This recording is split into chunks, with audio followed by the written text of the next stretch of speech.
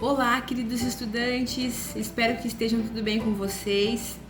E hoje, então, a gente vai fechar a nossa abordagem sobre microbiologia nessa quarentena, falando sobre alguns protistas importantes na área de alimentos, tá? Futuramente eu vou colocar aqui mais aulas, mais vídeos com mais detalhes sobre protistas, porque realmente tem muita coisa pra gente falar sobre, só que agora em relação a tecnologia de alimentos, realmente em comparação com bactérias e fungos, a gente tem menos para discutir sobre protistas, tá? Existem várias aplicações, várias importâncias dos protistas na biologia como um todo, mas a gente vai aqui tentar focalizar na área de alimentos, que é o nosso foco, tá bom? Então vamos lá, pessoal. Olhem aqui comigo, nesse slide 2, algumas imagens, né, que aparentemente não tem relação alguma entre elas, tá? Eu tenho aqui em cima, ó, uma gengiva, a gente tem cupins aqui no meio, né, detonando madeira, tem uma mocinha ali em maus bocados, né, com diarreia, aparentemente sofrendo no banheiro. Tem um alimento muito popular na Ásia, que também de uns tempos pra cá no Brasil, que é o sushi, né, que muita gente gosta, comida japonesa. Aqui a gente tem também placas de Petri com material, né, agar, que a gente vai usar muito na microbiologia. A gente não consegue fazer as análises hoje sem ter esse tipo de plaquinha aqui, tá? Que tem um material gelatinoso lá dentro. E também aqui a gente tem alguns alimentos. Nesse caso aqui eu coloquei alguns alimentos tipo goma, né? Aquelas balas, aqueles alimentos tipo Maria Mole. Enfim, a gente consegue ver alguma relação entre esses tipos de imagens que eu tô colocando aqui pra vocês, tá? Se eu disser pra vocês que todos eles têm alguma relação com os protistas, tá? Com os organismos que a gente chama de protistas. Ó, eu vou dar um exemplo aqui. A gente tem na nossa gengiva, tá? Algumas amebas. Amebas são consideradas protistas, tá? Então tem uma espécie especificamente, né, a Entamoeba gengivalis, que ela mora nas nossas gengivas, tá? Alguns estudos mostraram que ela é mais comensal, ou seja, que ela não faz mal pra gente, tá? Ela não tá fazendo nenhuma doença, provocando nenhum tipo de patologia. Ela vive ali se alimentando dos restos de alimentos, se alimentando de algumas bactérias, tá? Eu já li alguns outros estudos que relacionam sim ela com alguns tipos de infecção, né, na periodontal, assim. Mas não vem ao caso a gente discutir isso agora. Tem protozoários que vivem normalmente, então, nas nossas gengivas, tá? Quando você beija alguém, você tá trocando protozoários aí com a pessoa também, além de bactérias, né? Outro tipo de exemplo, né, como eu vim aqui falar pra vocês do início. As algas que fazem parte, né, de alimentos como o sushi, elas são consideradas algas protistas. Estão dentro desse bolo de organismos chamados protistas, tá? Então aqui tem um exemplo, que é um gênero Porphyria, mas tem vários outros gêneros também que são utilizados como alimentos, né? Aqui em cima a gente tem um protozoário chamado de triconinfa. Triconinfa, pessoal, é um protozoário que ele tá dentro de cupins. E é graças a esse cara aqui que os cupins conseguem quebrar madeira, digerir a madeira, se alimentar da madeira, tá? Os cupins, como qualquer outro animal, sozinhos não conseguiriam degradar madeira. A gente não consegue, né? Pegar madeira, comer e digerir a madeira. Nós não temos capacidade enzimática para isso. E os cupins também não, sozinhos. Eles conseguem fazer isso graças a esse protozoário aqui chamado triconinfa, tá? Ao mesmo caso que ruminantes, né, que não ficam pastando lá, né, vacas, enfim, eles também têm micro-organismos dentro, né, do estômago deles que ajuda eles degradarem a grama, tá? Aqui a gente tem um exemplo, né, um gênero Gelidium aqui, que é uma alga que é dela, né, e várias outras também, que são extraídas substâncias que a gente usa no laboratório para solidificar os nossos meios, que é o agar, né? O popular agar, que a gente vai usar bastante nas aulas de microbiologia. Então, graças a algas protistas, que a gente tem então um material bem legal para usar, bem útil para usar na microbiologia. Assim como em vários alimentos que eu vou falar lá no último slide, mais aplicações de protistas como outras algas em alimentos como espessantes, tá? Só que, pessoal, a gente vai focalizar, infelizmente, mais a aula de hoje nas coisas não tão boas que os protistas causam, porque pra gente é importante saber algumas doenças que alguns protozoários, alguns protistas causam ao homem através de alimentos, tá? Então a gente vai focalizar mais a nossa aula em relação a doenças causadas por protistas. Tá? Antes de começar de fato a falar das doenças, pessoal, eu coloco aqui para vocês que o reino protista, como eu tô explicando para vocês o tempo todo, né, que a gente tem alguns reinos de seres vivos. O reino protista eu coloquei ali entre aspas, por quê? Porque na verdade, o reino protista, onde a gente considerava, né, os organismos protistas, ele já sofreu várias subdivisões. Então, atualmente, a gente tem vários tipos de reino que abrigam seres vivos que todos eles antes eram considerados protistas. Ah, professor, então você mentiu. Você falou que a gente tem 6 reinos de seres vivos, sendo que um deles é o reino protista. É mentira isso? Então, taxonomicamente falando, é equivocado, porque esse reino protista já foi subdividido nas últimas classificações, né, que a gente tem dentro da biologia, tá? Vamos relembrar aqui, ó, essa figurinha tá bem legal no slide 3 para você ver de novo os 3 domínios, tá, de seres vivos. Olha aqui embaixo, o domínio bactéria, que são organismos procariontes, já estudamos as bactérias. O domínio arqueobactéria, que são também procariontes, essas aqui não estão relacionadas com alimentos, então a gente deixou elas de lado. E depois a gente tem o domínio eucária, né, que aqui, quem que tá dentro do domínio eucária? Quem a gente já estudou do domínio eucária? Os fungos, né, que são eucariotos. Também nós estamos aqui, os animais.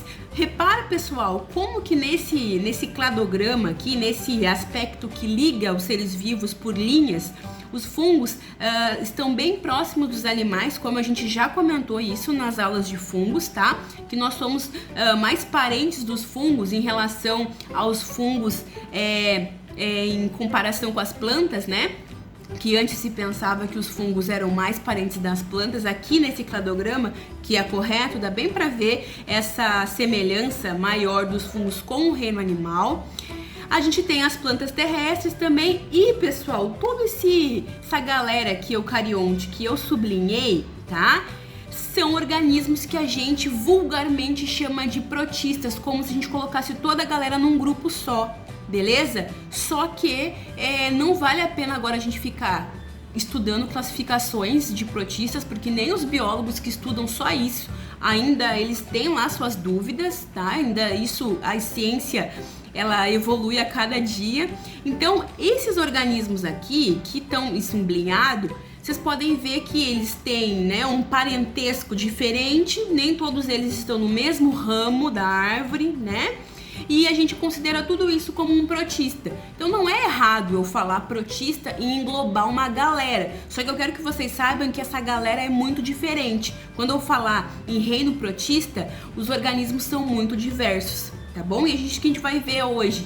Então dá uma olhada aqui dessas animações para você que tá vendo o vídeo, né, e não somente o áudio.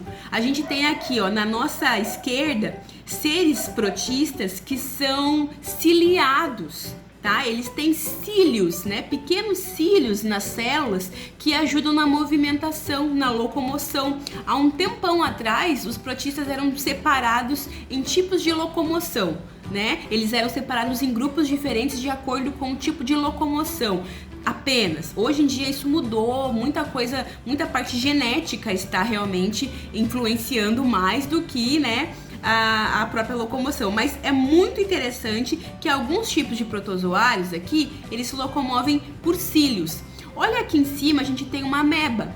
A ameba, ela já não tem cílios. A ameba se locomove, né, por movimentos lentos nesses falsos pés que a gente chama de pseudópodes, tá? Depois tem escrito pseudópodes para vocês mais para frente. Então reparem que a ameba aqui, ela emite, né, prolongamentos assim do citoplasma, e esse citoplasma ele ajuda, né, tanto a locomoção da ameba quanto a englobar algum material para ela se alimentar, a abraçar a comida mesmo e fazer com que essa comida vá lá para dentro da célula, tá? Então esses organismos todos que eu estou mostrando aqui são unicelulares. Isso aqui é uma célula, uma célula, uma célula, tá? Olha aqui comigo, na direita a gente tem organismos protistas que são flagelados. Eles se locomovem por flagelo, né? Então já é outro tipo de locomoção, né? Então esses verdinhos aqui de cima, inclusive, eles são verdinhos porque eles fazem fotossíntese. Eles têm pequenas moléculas lá dentro, coloridas, né? Que dão essa capacidade deles fazerem fotossíntese. E tem alguns que nem se movimentam também. Tem alguns que ficam parados o tempo todo ou se movimentam de acordo com o sangue, são parasitas, né? Então a diversidade realmente é muito grande desses seres. Pessoal, repara que eu falei protistas e teve um momento que eu falei protozoário, tá? Protistas, normalmente, protista é um nome que a gente dá juntando, né, protozoários mais as algas protistas. Quando você fala a palavrinha protozoário, nada disso é taxonomicamente classificado dentro, né, daquela sistemática de nomenclatura científica. Isso daqui é mais uma maneira vulgar, tá? Mais popular, vamos falar assim. Então, quando você fala em protozoário, por que surgiu esse nome protozoário? Vem de proto, que significa primeiro, primitivo, tá? E zoário, zoo, significa animal, tá? Então, antigamente, quando começaram a estudar esses seres, pessoal, nas primeiras descobertas de microscópios, né? Porque para observar esses seres pequenininhos, somente quando surgiu o microscópio. Então, pensava-se que realmente eles eram pequenos animais, né? Então pensa nos cientistas que começaram aqueles microscópios rudimentares lá. Então eles verificavam alguma coisa, como vocês têm aí, ó, no canto superior à direita e à esquerda. Alguns animaizinhos que se movem, que isso, muito microscópico, né? Então eles deram esse nome de protozoário para animais primitivos. Sabe-se hoje que não são animais, tá? Mas foi o nome que surgiu e ficou sendo usado como tal. Beleza? Nós vamos conseguir, inclusive, ver no microscópio, nas aulas práticas, né? Esses seres aqui que estão na sua direita, que chamam paramécio. Aqui na esquerda é bem interessante que a gente vê aquela ameba que eu falei. A ameba, olha, ela tá abraçando ali dois outros protozoários. É uma ameba protozoário comendo dois protozoários e pode ver que eles não conseguem não conseguem sair, estão presos ali, depois ela vai se alimentar deles. E olha, dá bem pra ver a fagocitose aí. O processo de fagocitose, você já deve ter ouvido falar essa palavra em outros momentos na biologia. Fagocitose é esse fato de englobar o material para se alimentar. Então é bem legal essa animaçãozinha aqui, dá bem pra ver ela emitindo seus pseudópodes, né, os seus falsos pés e abraçando ali a comidinha que ela vai comer já já, beleza? Então, como tá aqui, ó, esse grupo é realmente muito variado, só que vocês não podem esquecer que eles são eucariontes. Isso é uma coisa que eles têm todos em comum. Todos eles são eucariontes, assim como os fungos, tá? Eucariotos, beleza? Então, uma coisa que realmente é comum para todos. Ó, como eu falei para vocês, alguns fazem fotossíntese e outros não. Alguns, na verdade, a maioria é unicelular. A maioria dos protistas é unicelular, mas também existem alguns que são multicelulares, que têm muitas células. Inclusive, existem alguns que são macroscópicos, que a gente pode ver sem microscópio, tá?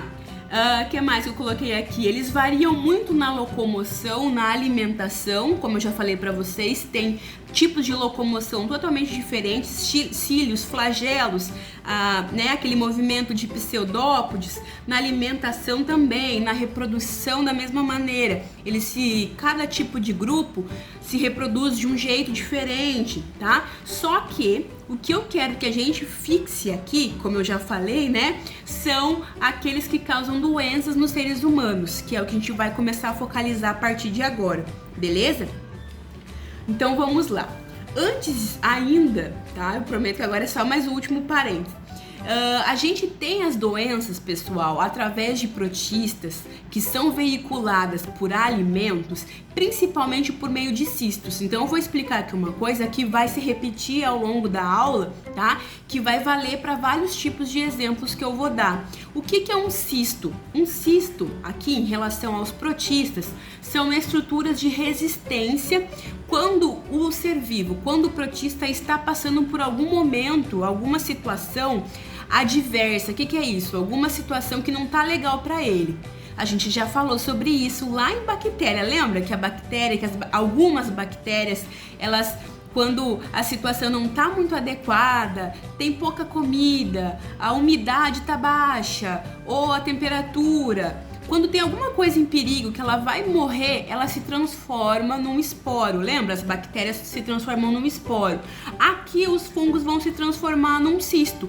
O princípio é exatamente o mesmo, tá bom? Se proteger enquanto alguma coisa não tá legal no ambiente e depois ficar lá guardadinho, né? Hibernando para ressurgir quando as condições voltarem ao normal. Então, vai aparecer aqui um nome bem esquisito, mas eu vou falar agora que a gente vai se acostumando com ele ao longo da aula, tá? Trofozoíta, né? O que é o trofozoíta? É aquela célula do protista que está ativa, que ela está se alimentando, que ela está se reproduzindo, que ela está se movimentando, que ela está se respirando, né? Que ela está fazendo o metabolismo dela ativo. Então a célula protista ativa, onde ela vai infectar os nossos tecidos e se alimentar dos nossos tecidos, fazer o dano, fazer o estrago, a gente fala que o protozoário ele está na forma de trofozoíta. Trofo significa comer. Então, zooíta vem de zoo, é o animal que está comendo. Então, ele está se alimentando, ele está ali metabolizando. Como eu falei para vocês, em algumas situações adversas, olha só, ele começa a formar uma carapaça protegida, né? Uma carapaça protetora, perdão, que ele vai ficar protegido lá naquele cisto. Então, é uma camada espessa que vai resistir. Esse cisto pode ficar no meio ambiente por muito tempo, por mais de anos, inclusive, tá? Então, ele pode ser submetido a alta temperatura. Os cistos, eles podem ser submetidos a baixa umidade, baixa quantidade de comida, que eles vão aguentar, tá? E aí, quando a situação voltar ao normal, as condições ficarem legais, o que ele vai fazer? O organismo, né, a célula vai sair dali e vai voltar a ser trofozoíta para se alimentar e para, né, fazer o metabolismo, beleza? Então, muitos exemplos do que eu vou falar a partir de agora, os organismos passam por essas fases de cisto e trofozoíta. E geralmente a forma que a gente adquire esses protozoários pela alimentação é na forma de cisto. A gente come alimentos ou toma água contaminados com os cistos. E daí lá dentro da gente, esses protistas, eles acham a condição ideal e lá dentro da gente eles viram o quê? Trofozoítas. Então, isso vai se repetir aqui ao longo da aula, beleza? Se você entendeu essa parte, você já vai entender o ciclo de vida da maioria dos protistas que eu vou falar aqui pra vocês. Então, vamos só pincelar, não se preocupem com nomes, com espécies, com grupos, tá? Os nomes, eu só quero que vocês saibam o princípio de algumas doenças e a importância que a gente tem para se prevenir dessas doenças, beleza? É mais isso que eu vou falar para vocês. Então vamos logo para a primeira. Eu vou falar sobre 6 doenças rapidinho aqui pra gente também não se estender tanto, né? Eu vou tentar. Ó, Giardia intestinalis. Essa aqui talvez é uma das mais famosas dos protistas, tá? Pra vocês. Não sei se vocês já ouviram falar em Giardia.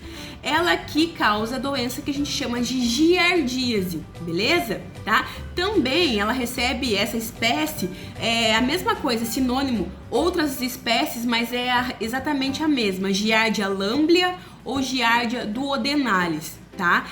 Na verdade é a mesma espécie, só que recebe outro nome, tá? Não são 3 espécies diferentes, são nomes que são usados para a mesma espécie. Aqui na sua esquerda você tem os trofozoítas, tá? E aqui na direita a gente tem o cisto da giardia. Já expliquei, né, a questão do cisto e do trofozoíta, beleza? A giardíase, gente, assim como várias outras doenças que eu vou falar dos protistas, elas são muito comuns em sintomas. Causam diarreia, aquela dor no estômago, aquela indisposição, algumas vezes febre, tá? Então náusea, vômito. É aquela popular virose que a gente acaba falando como englobando um monte de doença como se fosse virose. Muitas das viroses que a gente fala são causadas por protozoários e na verdade então não são viroses, né? São protozooses, né? A gente dá um nome de protozoose à doença causada por protista, né? Por protozoário. Então, os sintomas são muito parecidos, tá? Aqui, nessa outra imagem que apareceu, eu tenho uma ventosa, tá? Dá uma olhada aqui, essa foto já é uma foto tirada por microscopia eletrônica, então já é com mais detalhes. A gente pode ver, inclusive, os flagelos aqui, já dava pra ver flagelo, né, ó? Então a gente tem flagelo, tá? O trofozoíta, então são esses caras aqui da espécie Giardia intestinalis, eles são flagelados, eles se locomovem por flagelos, tá? E essa ventosa, sabe aquelas ventosas de grudar algum bichinho no carro, do vidro? Então é meio aquele sistema de gruda, né? É para ela realmente, né, se fixar no nosso intestino e causar um estrago lá. Tanto que aqui na direita vocês têm, ó, uma marca deixada pela ventosa. Tem situações, pessoal, que essas giardias aqui ficam tão grudadas no nosso intestino que elas inclusive afetam a nossa capacidade de absorver os nutrientes. Você come e não tem nem espaço no intestino para absorver os nutrientes, né? Por isso que até a diarreia acaba acontecendo, porque o alimento meio que passa direto, né? Porque de tanta giardia que pode estar fixada lá no intestino, beleza? Então eu coloquei aqui alguns, né, alguns apontamentos. Então elas são parasitas de intestino dos mamíferos, não somente do ser humano, mas outros mamíferos também, tá? Os sintomas, o que eu já falei pra vocês, aqueles sintomas de náusea, diarreia que vai poder ser tanto leve quanto muito grave ou até assintomática, gente. Também, da mesma maneira, vale para todos. Muitos desses protistas, em pessoas saudáveis, né, você pode até estar com giardia e não manifestar sintoma algum, né? Você pode ser assintomático, tá? Então isso é possível, beleza? A maioria das vezes, inclusive, acontece de casos serem mais leves e as pessoas que são mais acometidas, que são mais atacadas de forma mais grave, geralmente já tem alguma outra comorbidade, já são pessoas que têm, né, o sistema imune comprometido, né, ou crianças, jovens, pessoas que têm alguma outra doença, como AIDS, né, enfim, tá? Aqui, ó, como eu já falei, né, elas podem interferir na absorção de alimentos. Todos eles, eu nem sei porque que eu escrevi, todos eles que eu tô falando na aula de hoje tem a ver com ingestão de água e ingestão de alimentos, tá bom? Então, se eu nem falar isso, é porque já tá óbvio. Eu tô falando hoje na aula só daqueles que têm, aqueles protistas que têm a ver com água e alimentos, tá? Flagelado, e uma coisa comum também, não só para giardia, como para vários outros protistas, é que eles resistem ao cloro. O cisto resiste ao cloro, então a água tratada, né, a água que vem, inclusive nas nossas torneiras que são tratadas com cloro, água de piscina, os protistas podem inclusive viver ali, né, porque eles podem resistir ao cloro, não morrem com o cloro facilmente, tá? E o ciclo de vida vai se resumir muito no que eu já expliquei. Então eu vou ficar batendo muito pouco nesse ciclo de vida. Se você quiser, você pausa e dá uma lida aí com mais calma, senão a gente vai também ficar muito tempo aqui falando dos protistas. Mas olha só, a gente ingere aqui comigo, olha aqui comigo, né, bem em cima. A gente ingere esses cistos, tá? A partir de água ou alimento contaminado. Lá no nosso trato gastrointestinal, no intestino, vai acontecer então a eclosão, tipo, o trofozoíta sai do cisto. Opa, achei um lugar legal agora, vou me libertar, vou começar a me reproduzir. Olha aqui, inclusive, a gente tem uma reprodução que a gente já viu lá em bactérias, né? Que é a reprodução por fissão binária ou bipartição, onde um ser vivo ele se duplica em dois, né? Então isso a gente já viu, é muito parecido com o que a gente já viu para bactérias, beleza? E depois, quando tá chegando perto aqui do intestino grosso para sair realmente nas fezes, esses trofozoítas aqui, então são trofozoítas, tá? Eles vão se formando, se transformando na forma de cistos para poder sair do ambiente, porque saindo do corpo humano eles já não estão num lugar adequado, então eles se transformam em cistos para aguentar, né, ficar nas fezes, ficar onde eles vão, onde as fezes vão parar, até conseguir lugar, né, um lugar adequado novamente, tá? Como eu falei, nem todas as pessoas têm sintomas, então até pode sair um pouco de trofozoíta nas fezes, mas eles não aguentam muito tempo, tá, no ambiente. Geralmente, então, quem vai resistir é o cisto mesmo, que resiste muito no ambiente, e esse cisto pode contaminar, então, alimentos e água novamente. Esse ciclo vai se repetir, tá, ao longo dos protistas todos, beleza? Então, o que a gente tem que tomar cuidado? Se a gente elimina esses caras nas fezes, qualquer contato com, né, fezes, até mesmo a gente fala que é uma via fecal oral. Se você não lavou a mão direito quando você for no banheiro e você estiver contaminado por algum protozoário, né, por exemplo a giardia, você tá com cistos, pode estar com cistos na mão, e daí depois você pode contaminar superfícies, né? Então a higiene é um fator muito fundamental aqui para prevenir esses tipos de doenças de protozooses que eu tô falando na aula de hoje. A higiene é fundamental para prevenir qualquer um, porque se sai nas fezes e a gente lava bem a mão, tem um sistema de saneamento básico adequado, né? Que as fezes não vão parar em qualquer lugar.